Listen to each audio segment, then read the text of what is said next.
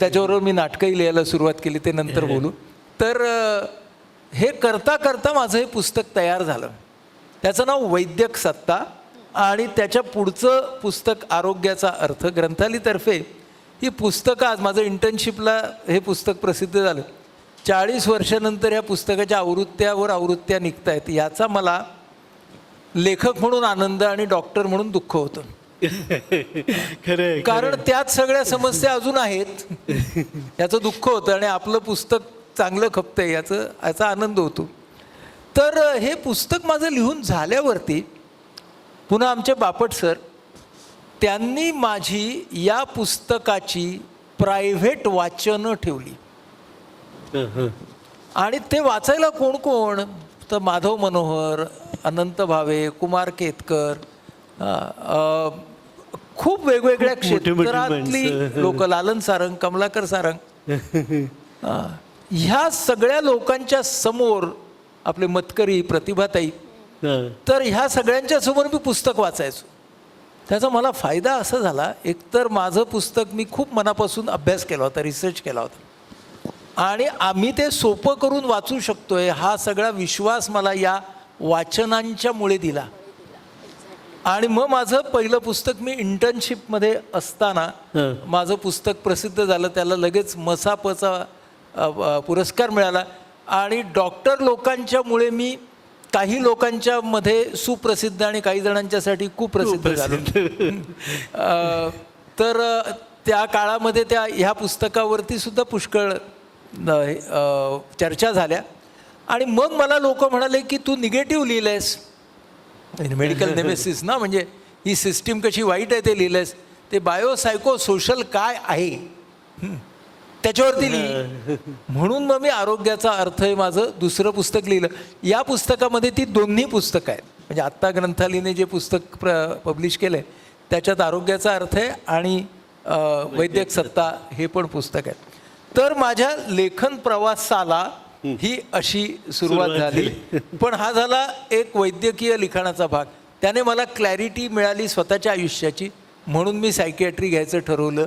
हा भाग साहित्याशी निगडीत नाही, त्यामुळे बाजूला ठेवू आता तो मानसिक आरोग्याचा. पण दरम्यानच्या काळात एक मजेदार गोष्ट घडली. माझ्या जीवनामध्ये नाटक नावाचं वेड आलं.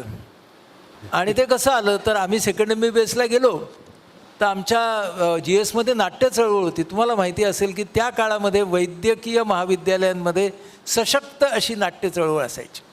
म्हणजे डॉक्टर लागू असतील, काशीनाथ घाणेकर असतील, खूप म्हणजे अशी ती असायचीच जोरदार. तर आमच्याकडे एक एस्टॅब्लिश ग्रुप होता इंटर कॉलेजिएटचा, आणि आम्ही सगळे नवीन आलेले, आम्हाला काही नाटक बिटक माहीत नाही. तर त्यांनी आमच्याकडे असं बघितलं. आणि त्यावेळेला प्रायोगिक रंगभूमी जोरात होती, म्हणून आमचे जे सगळे प्रस्थापित होते ना कॉलेजमधले, ते आम्हाला ना, अरे तुला माहिती आहे का, आज छबिलदासला अमोल भेटला होता, म्हणजे पालेकर. हां, काल पप्पा काय म्हणत होते, म्हणजे अरविंद देशपांडे, अशी नावं फेकायची हो. आणि आमचा इन्फिरियरिटी कॉम्प्लेक्स अजूनच वाढायचा की अरे बापरे काय ना. हां, बाई एका वर्कशॉपमध्ये असं म्हणाल्या, म्हणजे विजयाबाई. तर आमचा कॉम्प्लेक्स वाढत वाढत गेला की याला हे फारच भारी प्रकरण आहे आणि आपल्याला काहीतरी शिकलं पाहिजे. मग एक मात्र होतं की आपल्याला शिकायची आवड होती. मग आम्ही 15 जणं जे दलित होतो ना, ते प्रस्थापित होते, आम्ही दलित होतो. आणि महात्मा फुलांनीच सांगितले की विद्येविना मती गेली, त्यामुळे विद्या मिळवायला पाहिजे. मग आता आपल्याला नाटक कोण शिकवणार. तर त्यावेळेला आम्हाला कळलं की विजय बोंद्रे नावाचे गृहस्थ आहेत. ते आमचे बोंद्रे सर हे इंडाल कंपनीमध्ये मेटलर्जिस्ट म्हणून कामाला होते.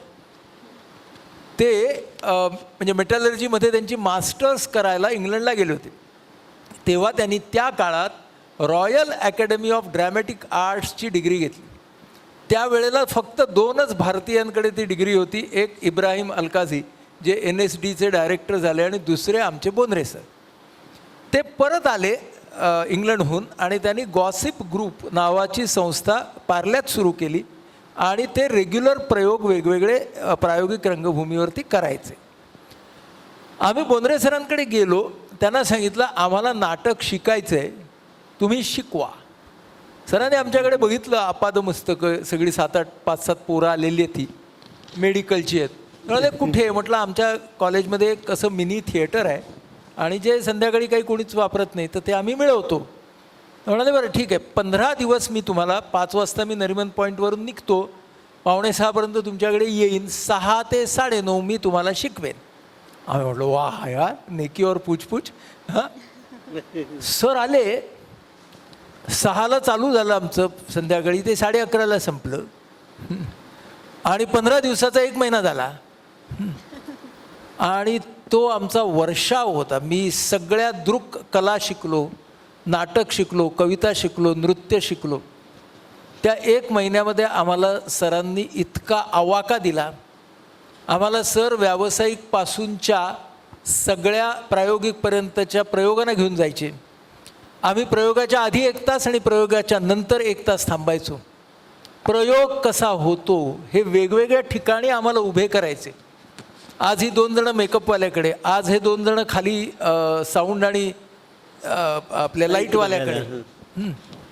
असं आम्ही सगळं बघितलं. कपडेपट कसा असतो, जे पटकन 5 मिनिटात कपडे बदलून लोक येतात, त्याच्या मागे काय लागतं, ह्या सगळ्याचा उपयोग मला नाटकं लिहायला झाला.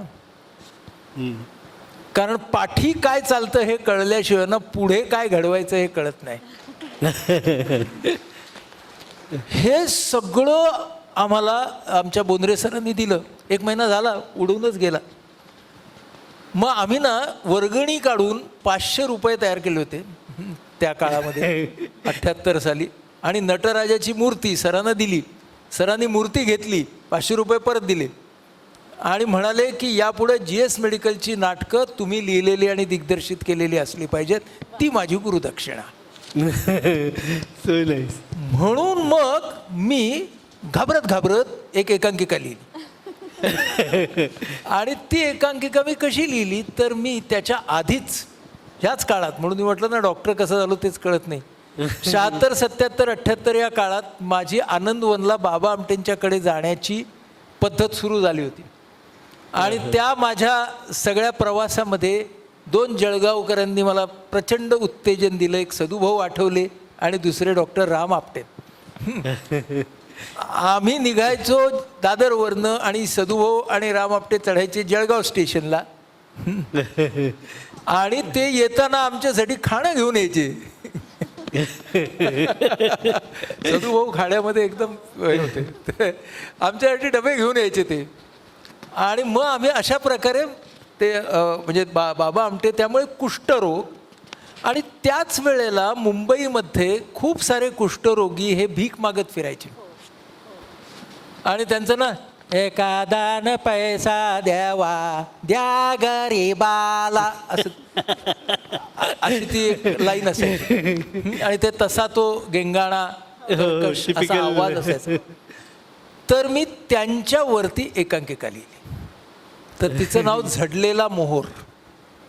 आणि ती मी वाचून दाखवली सरांना, म्हणजे बोंद्रे सरांना. बोंद्रे सर खूप खुश झाले की भकारात्मक शिव्या घालायच्या. तशा त्यांनी मला 2-4 भकारात्मक शिव्या घातल्या आणि म्हणाले तू किती चांगलं लिहिलंयस, तुला कळलंय का? तर मी म्हणालो बरं, आता तुम्ही म्हणताय तर मला कळलं की मी चांगलं लिहिलंय. मग म्हणाले आता हे नाटक करा सादर. आणि त्या नाटकाला त्या वर्षीच्या आंतरमहाविद्यालयीन स्पर्धेमधली जवळजवळ सगळी पारितोषिकं मिळाली. आणि मग मला एक कॉन्फिडन्स आला की आपण नाटकसुद्धा लिहू शकतोय. आणि मग पुढं आम्ही 76 ते 86 मी तिकडं जवळजवळ 8 नाटकं लिहिलीत. मराठी रंगभूमीवरचं समलिंगी संबंधांवरचं पार्टनर नावाचं नाटक पहिलं मराठी रंगभूमीवरचं 79 साली माझ्याकडून लिहिलं गेलं. आणि ते विलक्षण होतं. आम्ही सगळे टेन्स होतो. बोंद्रे सरांना दाखवलं होतं. बोंद्रे सर म्हणाले होते तू अतिशय व्यवस्थित लिहिलंयस, म्हणजे कुठेही विदाऊट डिग्निटी तो विषय हे नाही केलेला. 3 पात्र, म्हणजे ते समलिंगी कपल, ते दोघेजणं होमोसेक्शुअलिटीवाले, त्यातल्या एकाचं ते आईबाप लग्न लावून देतात म्हणून त्याची पत्नी, 3च पात्र. त्या वर्षीच्या सर्वोत्कृष्ट मराठी एकांकिकाचा संग्रह नीलकंठ प्रकाशनतर्फे प्रकाशित व्हायचा, त्याच्यात ती एकांकिका आली. मी आत्ताच माझा सकाळमध्ये सदर आहे, उद्याच्याच सप्तरंगमध्ये येईल तर 15 दिवसाला, करुणालय म्हणून. तर 2-3 आठवड्यांपूर्वी मी या सगळ्या पार्टनरवरती एक लेख लिहिला आहे. सकाळ गेला असेल तुमच्या घरातला किंवा वाचला नसेल तर मनोगती.wordpress.com हा माझा ब्लॉग आहे. तर त्याच्यावरती हे सगळे सकाळमध्ये असलेले लेख पण आहेत, तर ते जरूर वाचा. तर अशा प्रकारे एका बाजूने माझं नाटक चालू झालं. त्याच वेळेला आम्ही मित्र, जे नॉन मेडिकल मित्र, आता तर आम्ही भरतशास्त्र नावाचं नाट्य विषयाला वाहिलेलं मासिक चालू केलं. त्याचा मी सहसंपादक, आणि स्पंदन नावाचा दिवाळी अंक आम्ही काढायला लागलो. आता ते केल्यामुळे काय झालं, आम्ही, आता तुम्हाला हळूहळू कळेल की मी डॉक्टर कसा झालो हे, का मलाही कोडं वाटतं ते. तर मग त्यामुळे असं झालं की आम्हाला लेख मिळवायचे असायचे दिवाळी अंकाला, आणि मग आम्ही असे धडकायचो. त्यामुळे जयवंत दळवी, शांताबाई शेळके ह्या सगळ्यांची ओळख झाली, संस्कार झाले. पाडगावकर, म्हणजे पाडगावकर तर नंतर असं झालं, मी दुपारी मी आणि माझा मित्र त्यांच्याकडे गेलो, युसीसमध्ये होते, दळवी पण आणि पाडगावकर पण. तर पहिलं हे सगळे विचारायचे, खाऊन आले आहेत का काही, मग आम्हाला पहिल्यांदा खायला प्यायला घालायचे माहिती आहे. तेंडुलकर भेटले, आमच्या बापट सरांच्यामुळे विजय तेंडुलकर भेटले. सो या सगळ्याने आम्हाला खूप संपन्न केलं त्या भरतशास्त्रमुळे. एक खूप महत्त्वाचं नाव ज्यांनी माझ्यावरती खूप चांगले संस्कार केले, जवळून ते घ्यायला पाहिजे मला, ते आहेत विद्याधर पुंडलिक. तर पुंडलिक सर सोशिओलॉजीचे PhD पुणे विद्यापीठामध्ये. या भरतशास्त्र स्पंदनमुळे पुंडलिक सरांचा आणि माझा स्नेह जमला, आणि त्या सगळ्या सुरुवातीच्या काळामध्ये मी लिहिलेलं त्यांना वाचून दाखवायचो, ते ऐकायचे, आणि त्यांची माझी एक फार विलक्षण अशी मैत्री होती. तशा तऱ्हेची मैत्री किंवा एक मेंटॉरिंग तेंडुलकरांच्याकडून सुद्धा मिळण्याचा सुवर्णयोग आला माझ्या आयुष्यामध्ये. त्यामुळे हे सगळे मंडळी मला भेटत होती आणि मी लिहित होतो. तर तेव्हा मला एक गमतीदार गोष्ट कळली, अजून एक लिहिण्याचा प्रकार. आम्ही जाहिराती आणायला जायचो ना कंपन्यांच्याकडे, तर आणि जाहिरात कंपन्यांच्याकडे. तर तिकडे मला कळलं, मला कोणीतरी विचारलं, तू लिहितो का? म्हटलं आमचा एक क्लायंट आहे नर्मदा सिमेंट, त्याच्यासाठी जिंगल्स लिहायची आहेत, लिहिशील का? म्हटलं लिहितो. मग मी जिंगल्स लिहायला लागलो. मग मी नर्मदा सिमेंटपासून नेरोलॅक पेंटपर्यंतचे जिंगल्स, ऑडिओज, जाहिरातीच्या कॉपी, हे सगळं लिहायला लागलो आहे. का? आता हे का महत्त्वाचं आहे माहिती आहे? मी जेव्हा कॉलम्स लिहितो तेव्हा मला हुकमी लिहिता येतं, कारण ते सगळं हुकमी होतं आणि मला पैसे मिळायला लागले हो त्याचे. म्हणजे सेकंड एम थर्ड MBBS मध्ये असताना मी कमवायला लागलो होतो. तर तो एक वेगळं लिखाण माझं मिळायचे आणि हे मिळायचे. आणि तेव्हा मग मी दिनांकमध्ये पहिलं कॉलम लिहिला. लोकप्रभामध्ये पुन्हा मराठीतला ना खवय्यगिरी नावाचा माझा पहिला ईटिंग कॉलम आहे. त्या काळात ती पद्धतच नव्हती. 80 साली मी तो सुरुवात केली. लोकप्रभामध्ये वसुंधरा पेंडसे नाईक या संपादिका होत्या लोकप्रभेच्या, आणि मी सलग 1 वर्ष तो कॉलम लिहिला.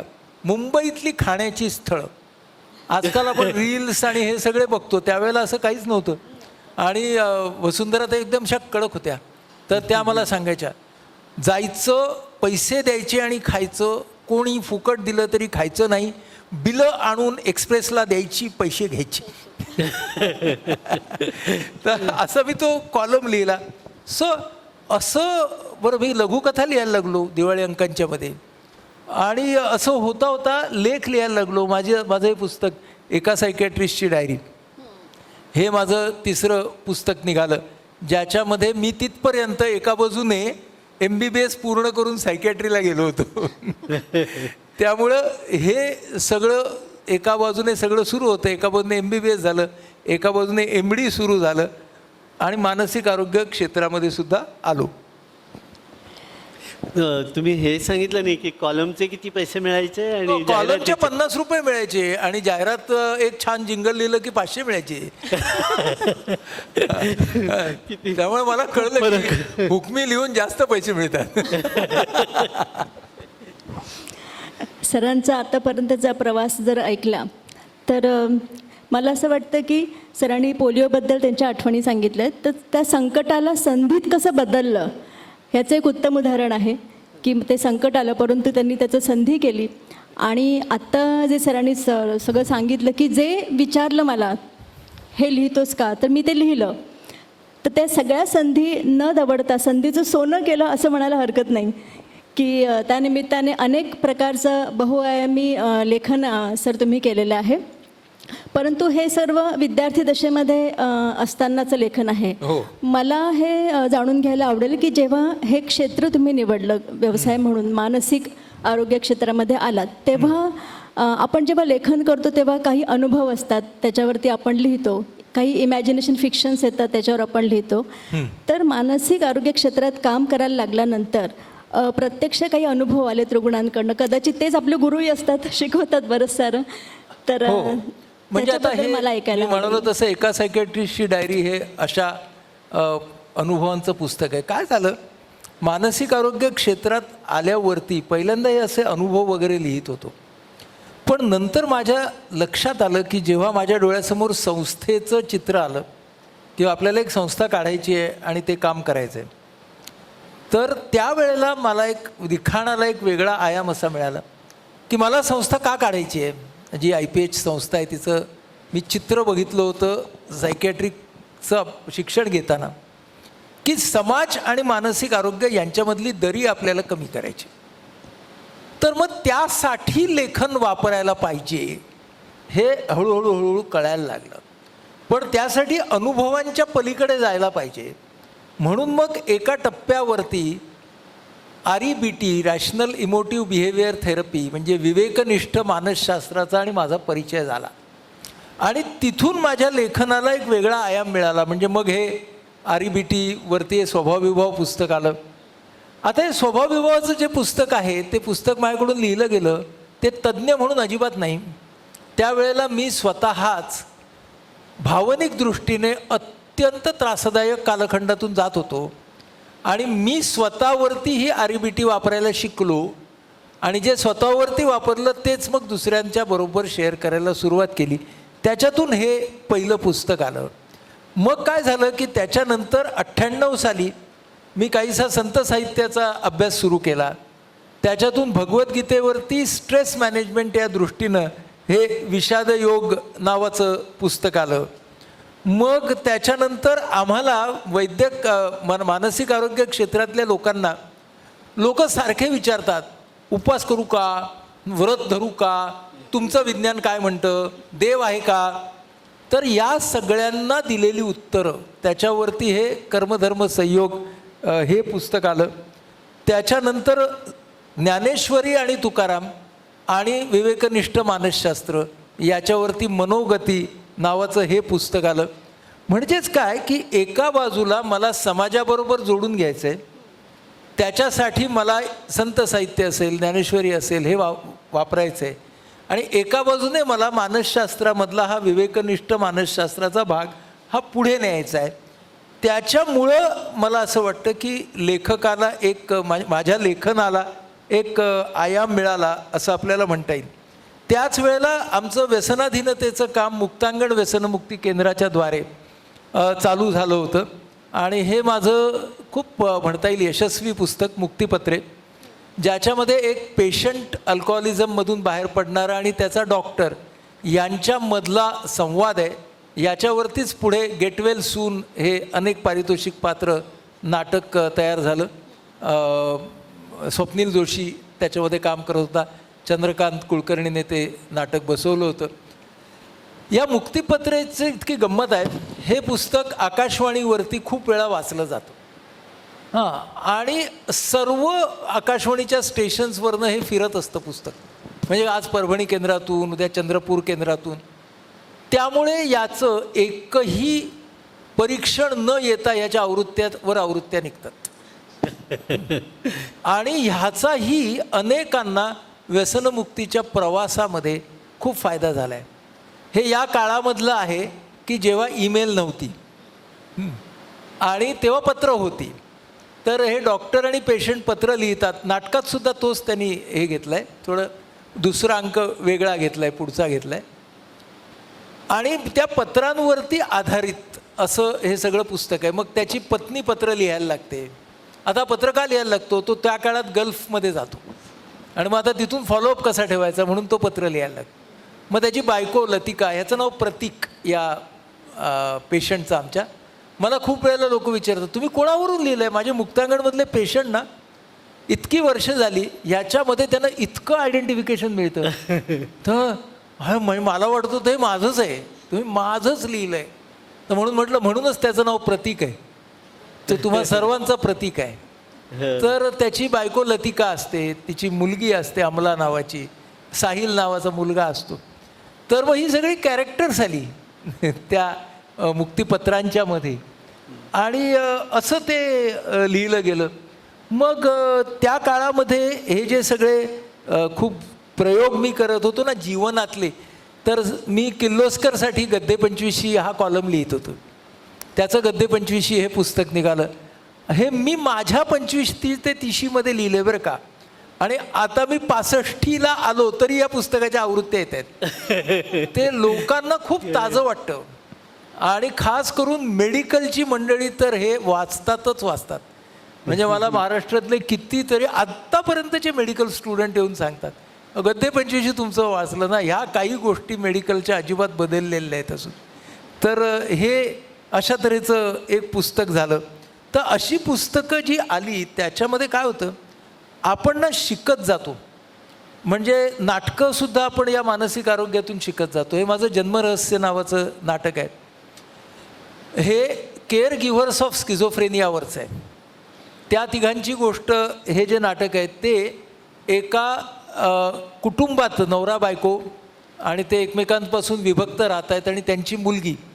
म्हणजे मी मानसिक आरोग्याच्या क्षेत्रामध्ये ज्या गोष्टी पाहतो त्या गोष्टी मग त्या सगळ्यामधून येतात. मला लोक नेहमी हा प्रश्न विचारतात, तुम्ही लिहिताना कोण असता, मनोविकार तज्ज्ञ की लेखक? तर मी म्हटलं नाही, माझातला मनोविकार तज्ज्ञ लेखकामध्ये विरघळून गेलेला असतो. त्यावेळेला मी नक्की मनोविकार तज्ज्ञ नसतो, लेखकच असतो, पण त्याच्यात विरघळलेला मनोविकार तज्ज्ञ कुठेतरी येतो. तर अशा प्रकारे मग काय झालं, हे वेगवेगळ्या तऱ्हेचं लिखाण होत गेलं. आता लहान मुलांच्या सोबत मी काम करतो, तर हेही दिवस जातील ही माझी कादंबरी आहे. तर ही कादंबरी लहान मुलांच्या जीवनावरती आहे आणि ती लहान मुलांच्या हॉस्पिटलमधल्या एका वॉर्डात घडते. तर भावनिक प्रशिक्षण लहान मुलांना कसं द्यावं, EQ मुलांचा कसा वाढवावा, हे ऑडिओ बुक पण आहे. उमेश कामतने वाचलं आहे, त्याच्या आवाजात आहे, ऐकायला खूप मज्जा येते. तर हे आता हे पुस्तक झालं ते कसं झालं, छोट्या मुलांचा EQ कसा वाढवायचा, हे काय त्यांना लेक्चर देऊन तर नाही, पण असा फीडबॅक येतो की 8 वर्षाच्या पुढच्या मुलांना हे पुस्तक ऐकायला खूप आवडतं. तेव्हा अनेक आया त्यांना हे पुस्तक वाचून दाखवतात. त्याच्या 6-7 आवृत्त्या झाल्यावरती मनोविकास प्रकाशनद्वारे म्हणाले, पुस्तक इतकं चांगलं आहे पण ह्याचं मुखपृष्ठ ना वेधक नाही, म्हणून आत्ता त्यांनी या नव्या आवृत्तीपासून याचं मुखपृष्ठ बदललं.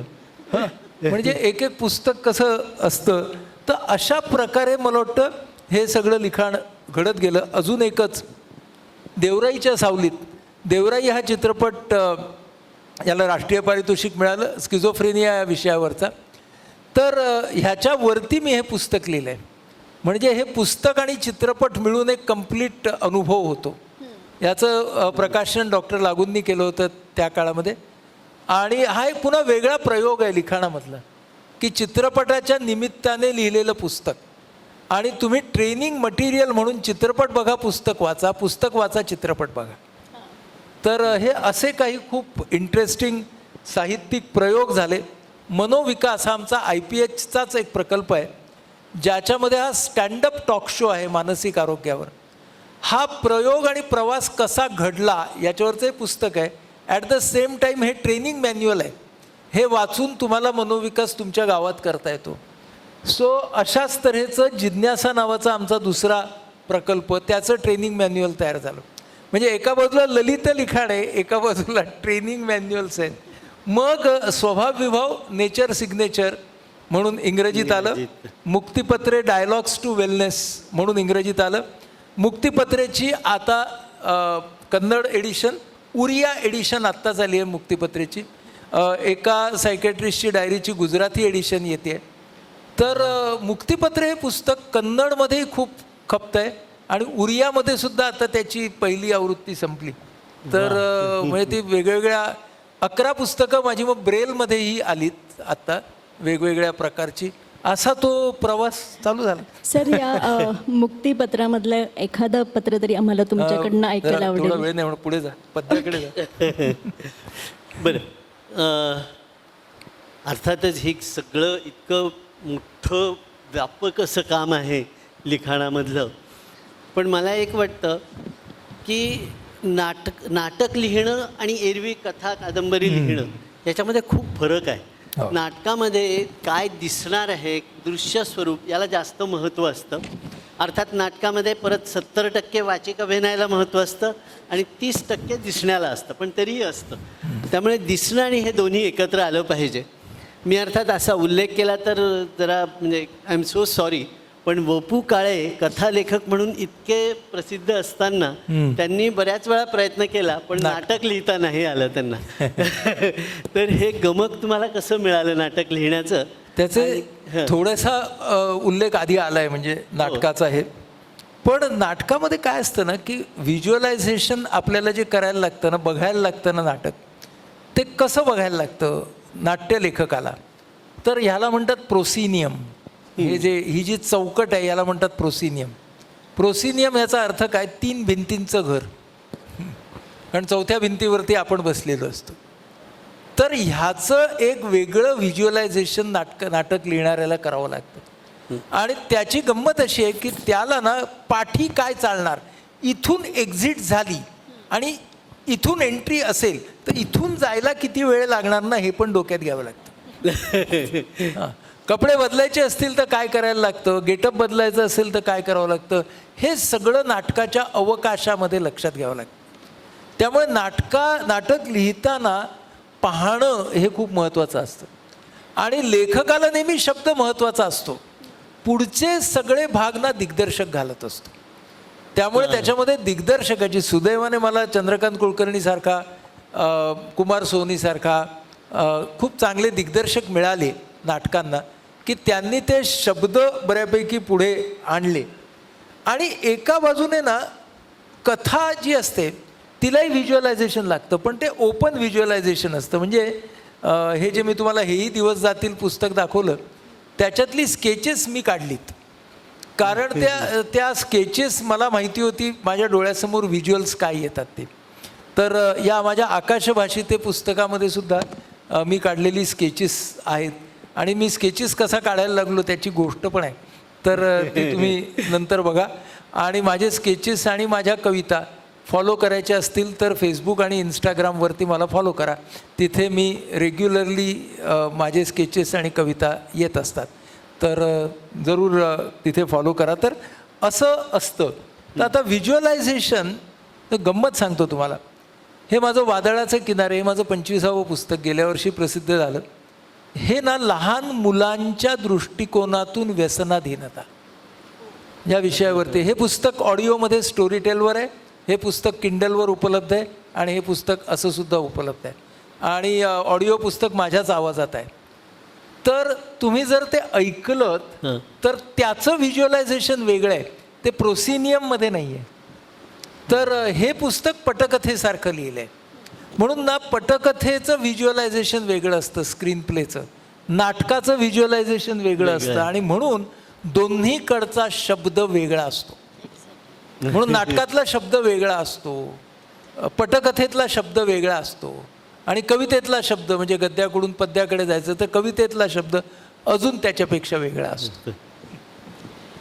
सर, तुम्ही आत्ताच कवितांबद्दल बोलत आहात, तर हा फॉर्म किंवा हे तुम्हाला कसं सुचलं किंवा कसं ॲड झालं तुमच्या व्यक्तिमत्वामध्ये? कवितेचं असं आहे बघा, माझीच एक कविता आहे की म्हणजे कवितेवरतीच लिहिलेली कविता आहे. तर ती कविता अशी आहे, ही असावी एक विलक्षण साधना. कवितेबद्दल कवी म्हणतोय, ही असावी एक विलक्षण साधना, शब्दांना शरण जाऊन भावनांचा माग काढणारी. ही असावी एक विलक्षण साधना, शब्दांना शरण जाऊन भावनांचा माग काढणारी. कुणी म्हणतात प्रतिभा, कुणी म्हणतात वृथा खेळ, पण ठरवून जोवर येत नाही, हिशोबी हुकूम पाळत नाही, तोवर म्हणूया तिला कविता. तर मला वाटतं कविता म्हणजे अशी येते, कविता होते असं नाही, पण कविता अशी येते. तर कवितेच्या साठीची गंमत अशी आहे की मेडिकल कॉलेजमध्ये आमचा स्वच्छंद नावाचा गट होता. आम्ही 27 वर्ष डॉक्टर्सचा मराठी गाण्यांचा ऑर्केस्ट्रा चालवला आणि त्याच्यामध्ये मराठी कवींच्या रचनांना माझा मित्र डॉक्टर मनोज भाटवडेकर म्हणून आहे, तो संगीत देतो. म्हणजे आम्ही लोकप्रिय रचना नाही गायचो. तर त्यामुळं कवितेबरोबरचं माझं नातं हे फार छान राहिलं. म्हणजे अगदी बासी मर्ढेकर असू देत, बोरकर असू देत, भट असू देत, सगळेच कवी, पाडगावकर, हे सगळे, मुक्तिबोध, धामणसकर, विंदा, हे सगळेच, ग्रेस, सतत महानोर सतत भेटत राहिले. आणि त्या कवितांना चाली दिल्यामुळे खूप एक मजा निर्माण व्हायची. बासी मर्ढेकरांची कविता आहे, दवाता आलीस भल्या पहाटे, शुक्राच्या तोऱ्यात एकदा, जवळून गेलीस पेरित अपुल्या, तरल पावलां मधली शोभा. काय सुंदर कविता आहे. तर मग मनोजने त्याला चाल लावली होती, दवात आलीस भल्या पहाटे, शुक्राच्या तोऱ्यात एकदा, जवळून गेलीस पेरित अपुल्या, तरल पावला मधली शोभा, दवात आलीस भल्या पहाटे. तर हे संस्कार म्हणजे कवितेचा संस्कार, संगीताचा संस्कार. आणि आता बघा, म्हणजे दवात आलीस, तर मग महानोर काय म्हणतात, दवात न्हाली पहाट ओली, कळीत केशर साकळते, गंधवतीच्या मनात राजस एक पाखरू विरविरते. म्हणजे एक दव चालू झालं की हा हा हा हा कवी काय म्हणतो, हा कवी काय म्हणतो. पावसाळा चालू झाला, ही फार मस्त होती आरती प्रभू. आणि हा सगळ्यांच्या गाण्याने कसं आपला बाज कसा बनत जातो, तो पूर्वसुरींच्या मधूनच बनत जातो. त्यामुळे ह्या सगळ्यांच्या मध्ये होतो. सुरेश भटांनी, आणि मला जे अनुभव मिळाले ना, सुरेश भटांची गझल कशी होते मी असं 2 फुटावर बसून बघितलंय. कारण ते KM मध्ये वॉर्ड 23 मध्ये ॲडमिट होते. बापट सरांनी त्यांना ॲडमिट केलं होतं आणि मला सांगितलं होतं, भट साहेबांकडे लक्ष ठेव. लक्ष ठेव म्हणजे काय, तिकडे जाऊन बस. आणि त्यावेळेला म्हणजे भट साहेब कसे लिहायचे, मग भट साहेब ह्याल्यावरती लिहिताना एक त्यांनी गझल एक लिहिली, माझ्या समोरच अगदी लिहिली होती की, नाही म्हणावयाला आता असे करूया, प्राणात चंद्र ठेवू, हाती उन्हे धरूया. काय सुद्धा. आणि भटसाहेबांनी ती लिहिली. भटसाहेबांचा आवाज तसा खूप जाडा भरडा. आणि भीमराव पांचाळे आले, त्यांना भटसाहेब चाल शिकवत आहेत. मी ऐकतोय बरं का. नाही म्हणावयाला आता असे करूया, नाही म्हणावयाला आता असे करूया, प्राणात चंद्र ठेवू, हाती उन्हे धरूया, नाही म्हणावयाला आता असे करूया. वाव. आता तुम्ही कल्पना करा, हे भट साहेब भीमराव पांचाळेंना शिकवतायत आणि हे माझ्या हातामध्ये असं पडतंय. म्हणजे घेशील किती या दोकरांनी, अशी माझी अवस्था होते. अशा प्रकारे मला कविता सापडत गेली. आणि मी आत्ता कोविड काळामध्ये जास्त लिहायला लागलो कविता. तर अव्यक्ताचा आरसा हा माझा पहिला संग्रह कवितांचा आला. त्याच्यानंतर तुझ्याच साठी ऋतू हा दुसरा आला. मग आता गोंधळ खुणा हा तिसरा आला. माझे सगळे कविता संग्रह बुक गंगाने प्रकाशित केलेत. आणि चौथा बुद्धांसोबत क्षणोक्षणी तो बुद्ध कवितांचा, बुद्ध तत्त्वज्ञानावरच्या कविता असा तो संग्रह आला. तर अशा प्रकारे कविता पुढे गेली. आत्ताचं जे काय तुम्ही अनुभव सांगितले त्याच्यातला एक मला गंमत वाटते की सुरेश भटांनी बापट सरांना म्हटलं होतं की तुमच्यानंतर तुमचा जनसेवेचा वारसा चालवणारा हाच विद्यार्थी असणार आहे. मला खरंच म्हणजे भटांच्या याचं कौतुक वाटतं. गंमत म्हणजे सुरेश भटांनी हे पत्र बापट सरांना लिहिलं हं. आणि बापट सरांच्या बद्दल त्या पत्रामध्ये खूप चांगलं आहे आणि माझ्याबद्दलच्या 4 ओळी आहेत. पण बापट सरांनी त्या पिवळ्या मार्क करून त्याचे झेरॉक्स काढून मला पाठवला. आनंद काय त्यांना, भट साहेबांनी तुझं नाव काढलंय. असे सर मिळणं ही फार कृपा आहे. आणि कवितेच्या बाबतीतलं एक म्हणजे एक आकाश भाषित तुम्ही नाही, आकाशभाषी त्या ललित लेखांचाच आहे. हो. हे तर त्याच्यामध्ये जेव्हा तुम्ही ते नाव ठरवलं आणि तुम्ही सगळे मित्र एकत्र होतात त्यावेळेला एकाने कविता लिहायला सुरुवात केली आणि तो म्हणाला आपलं आकाश भाषित हे नाव का. तर सरांनी सांगितलं की आकाशातूनच स्फुरतात ती किंवा आकाशाला उद्देशून केलेली ती आकाश भाषित आहे. तर एक मित्र कविता करायला लागला.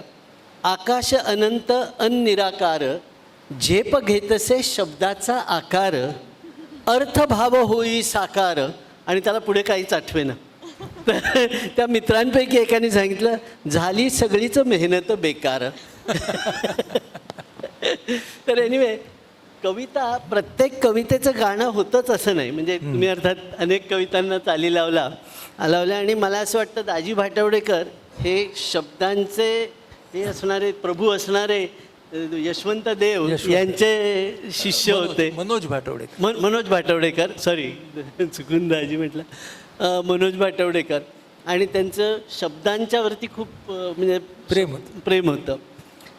पण मला असं वाटतं की तुम्ही गीतकार पण आहात आणि संगीतकार पण आहात. हो, तर हे कसं काय झालं?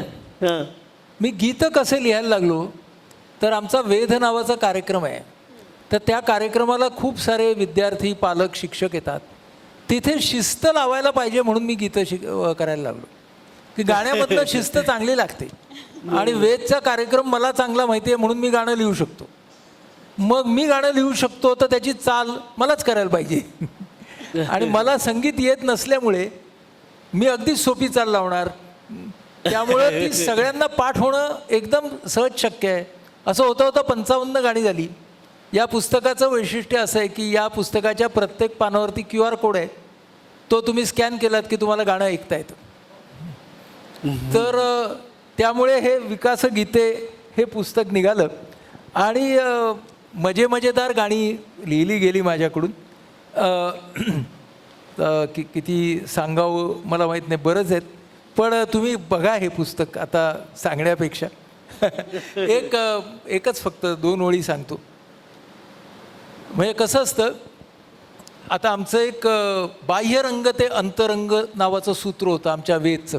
तुम्ही आपल्या आवाहन IPH चॅनलवरती जा, बाह्यरंग ते अंतरंग ही फाईल उघडा. त्या वर्षीच्या सगळ्या मुलाखती तुम्हाला बघायला मिळतील. तर आपलं आवाहन IPH यूट्यूब चॅनल आहे, ते जरूर सबस्क्राईब करा. तर बाह्यरंग ते अंतरंग असं त्याचं नाव होतं त्या थीमचं. आणि मी हिंदीत सुद्धा लिहितो बरं का गाणी. तर त्यावेळेला असं आलं की बाहर से सब लागे न्यारा, बाहर से सब लागे न्यारा, सुन अंतर के बोल, मितवा मन की आंखें खोल, मितवा मन की आंखें खोल. वा वा वा.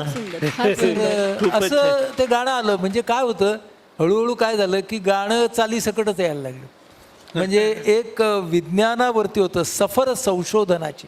पुण्याचा एक वेध आहे, हे प्लेलिस्टमध्ये आहे बघा, बेसिक सायन्सेसमधलं संशोधन, याच्यावरती तो वेध होता. तर मग त्याचं गाणं असं आलं, अज्ञाताच्या क्षितिजावरती तेजाची पाऊले, ज्ञानपताका घेऊन हाती शोधक हे चालले. मस्त मस्त. म्हणजे काय तुम्हाला सांगतो, गरज ही शोधाची जननी आहे. मला माहीत नव्हतं, माहिती आहे का, मी पहिलं गाणं लिहिलं तेव्हा की हे 55 गाणं होणार आहे त्याची आणि ही गाणी महाराष्ट्रात आज शाळांमधून म्हटली जातात, कोरिओग्राफ केली जातात. त्यामुळे मला लोक आता रील्स पाठवतात माझ्याच गाण्यांवरती केलेले, आणि त्या महाराष्ट्रातल्या जिल्हा परिषदेच्या, ग्रामीण, आदिवासी या सगळ्या भागातल्या शाळा असतात.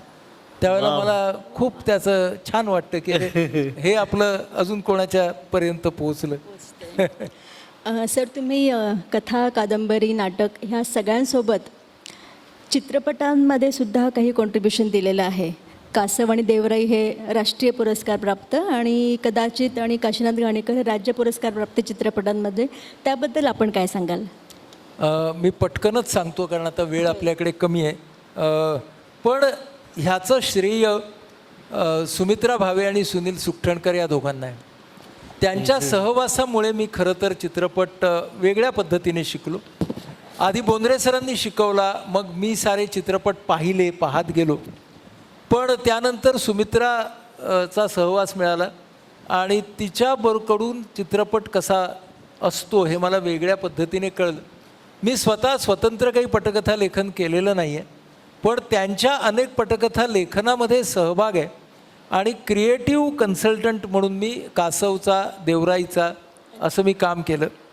आणि त्याच्यामुळं मला ना चित्रपट कसा असतो, म्हणजे आमच्यासमोर देवराईमधलं एक आव्हान काय होतं की त्या स्किझोफ्रेनिया झालेल्या रुग्णाला भास होतात ना, हॅल्युसिनेशन्स, ते कसे दाखवायचे.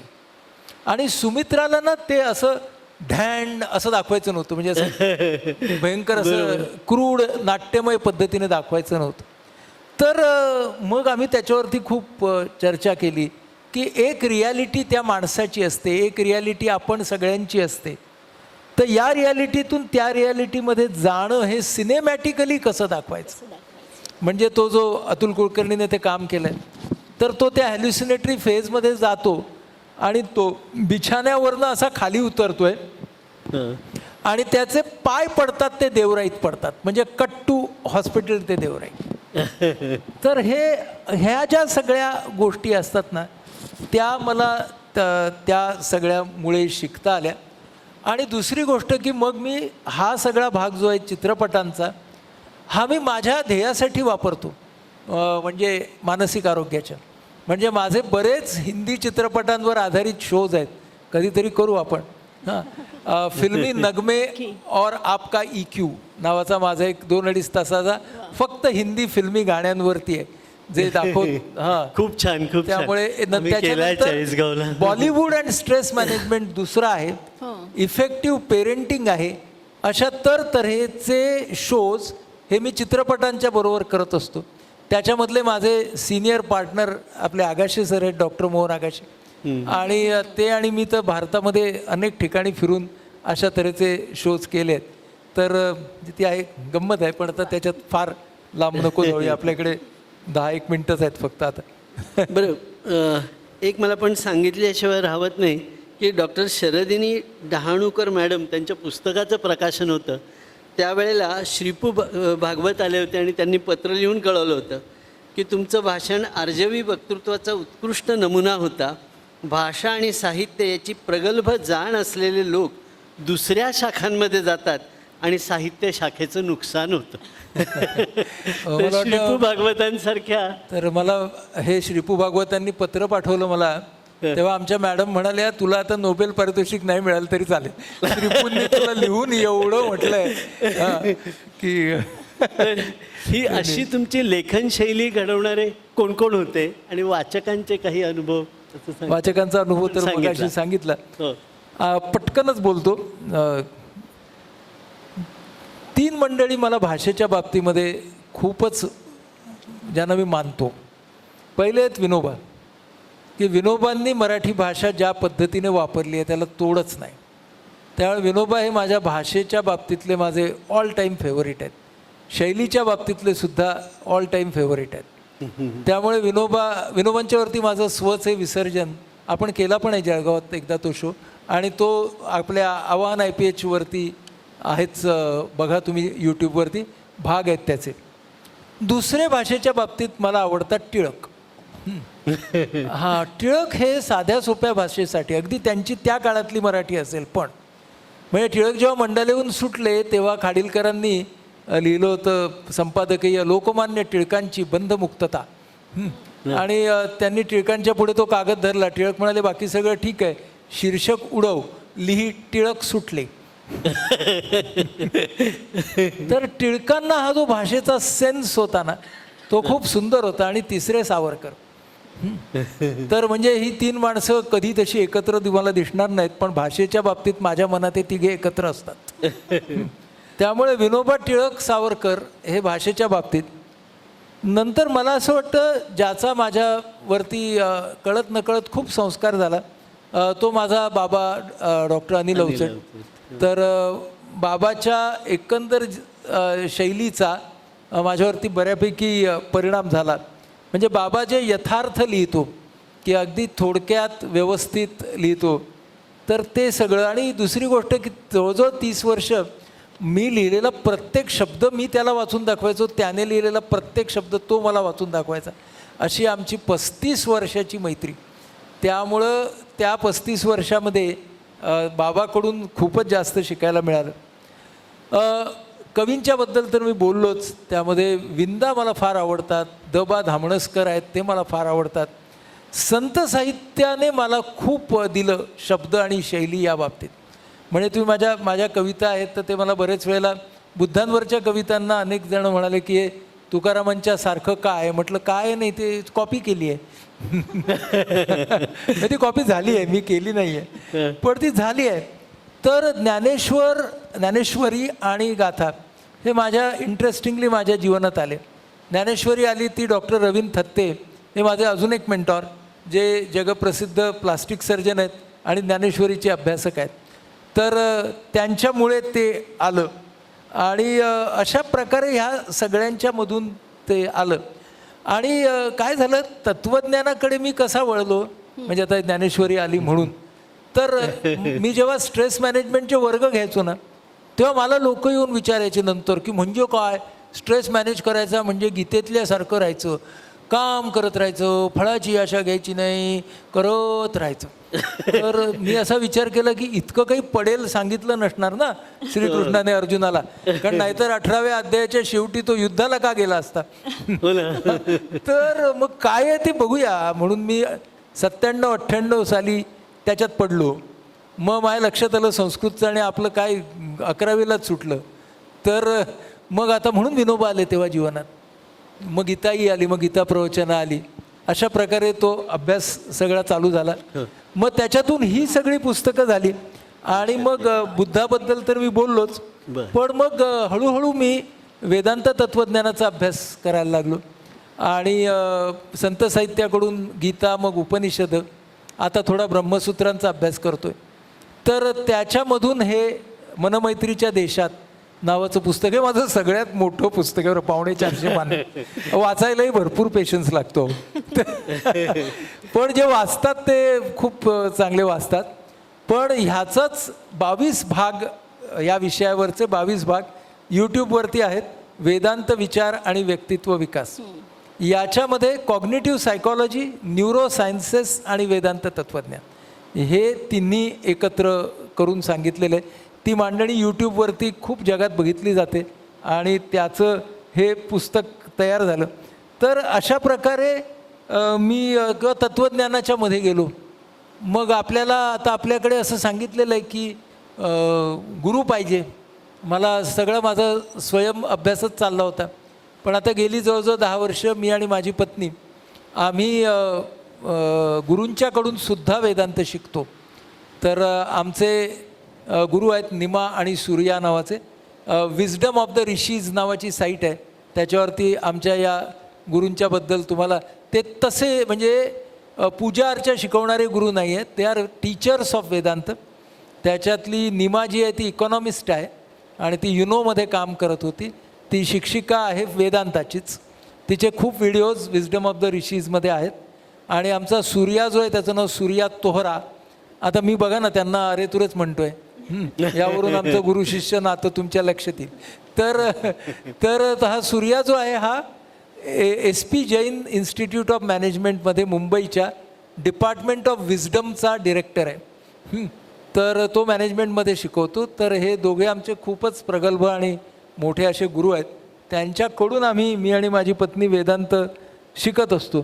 तर अशा प्रकारे तत्त्वज्ञानाची सुद्धा गंमत जम्मत चालू आहे. पुस्तकंही लिहिली जात आहेत त्यातून. मला तुमच्याकडनं फक्त एक थोडंसं जाणून घ्यायला आवडेल नक्कीच की प्रत्येक व्यक्ती आपल्या भविष्यात काहीतरी करायचं विचार करत असतो किंवा एक ड्रीम प्रोजेक्ट असं म्हणूया. तर असं तुमच्या मनामध्ये काय आहे? एक मी माझ्या आत्तापर्यंतच्या क्रिएटिव्ह प्रोसेसवरती मनापेनाची कहाणी म्हणून लिहितो आहे, जे येईल पुढे. विनोबांच्या वरती मला एक वेगळी मांडणी करायची आहे की ब्रह्मविद्या आणि मानसशास्त्र यांचं नातं, तर एक काइंड ऑफ ब्रह्ममानसशास्त्र, तर असं एक डोक्यामध्ये आहे. विनोबांच्याकडे वेगळ्या पद्धतीने पाहायचं. आणि बाकीचं आता समजा माझं हे सकाळमध्ये करुणालय नावाचं हे चालू आहे आता कॉलम, तर त्याचं पुस्तक वगैरे ही पुस्तकं येत राहतील. पण हा एक आणि माझा अजून एक अभ्यास चालू आहे, concept of self in east and west. Self म्हणजे मी. तर ह्याच्यामध्ये पूर्व आणि पश्चिम यांच्यामध्ये वेगवेगळे विचार काय काय आहेत. तर तो एक 2-3 वर्षाचा अभ्यास आहे. त्याचं काय होईल म्हणजे पुढच्या 2-3 वर्षाचं त्याचं काय होईल हे मला माहीत नाही, पण असे आहेत. म्हणजे आम्ही अगदी आतुरतेने वाट बघू त्या सगळ्याची. मला असं वाटतं की मगाशी श्रीपू म्हणाले तसं तुम्ही जर 100% लेखक असता तर 54 पुस्तकं झाली असती का? नसती झाली. कारण ही जी 27 पुस्तकं आहेत ना ती एकंदर जगण्याचा रिझल्ट आहेत. बरोबर. तर जर मी पूर्ण लेखक झालो असतो ना तर मला ना इतके आयाम आयुष्यात नसते सापडले. त्यामुळे जर ते आयाम नसते सापडले तर लेखन कमी झालं असतं, जास्त नसतं झालं. त्यामुळे हे सगळं आहे म्हणून 27 आहे. आणि शेवटी संख्या काय ठीकच आहे, म्हणजे ती वाढेल ठीकच आहे. मला वाटतं आजच्या गप्पांची सांगता आपण सोबतीने चालताना क्षण वेचत जायचे या तुमच्याच चालेल. ही एक मीच लिहिलेली आणि चाल दिलेली रचना आहे. तुम्ही सगळ्यांनी माझ्या या गप्पा ऐकल्यात त्याच्याबद्दल खूप खूप धन्यवाद. माझं जे शहाण्यांचा सायकेट्रिस्ट पुस्तक आहे त्याची सुरुवात अशी आहे, I should not talk so much about my self if there were anybody else whom I know as well. Unfortunately, I am confined to this theme by the narrowness of my experience. तर Henry थोरो यांचं हे वाक्य आहे. त्यामुळे आज मला माझ्याबद्दल खूप जास्त बोलावं लागलं, तर तो नॅरोनेस ऑफ माय एक्सपिरियन्स आहे. पण मला दुसऱ्या कोणाची एवढी माहिती नाही. पण मी त्यामुळे माझं बोलणं तुम्ही गोड मानून घेतलं याच्याबद्दल खूप खूप धन्यवाद. नाही, स्वतःचे शब्द असतात ते युनिक असतात खरं आहे, पण बऱ्याच वेळा हे सगळं स्थलकालातीत किंवा असंही खूप अनुभव ते असतात. पॅरलल अनुभव सगळेच जण घेत असतात. त्यामुळे आम्हाला आता हे गीत आहे, या गीतानं आपण आजच्या आपल्या मैफिलीची सांगता करूया. सोबतीनं चालताना क्षण वेचत जायचं, ओंजळीतल चांदण एकमेकांना द्यायचं. वाव. सोबतीनं चालताना क्षण वेचत जायचं, ओंजळीतल चांदण एकमेकांना द्यायच. अवचित वळणावर भेट तुझी माझी झाली, तुझ्या डोळ्यांची पालखी अलगद दारी आली. पहिल्या सरीच नात आता पुढं रुजायच. ओंजळीतल चांदण एकमेकांना द्यायच.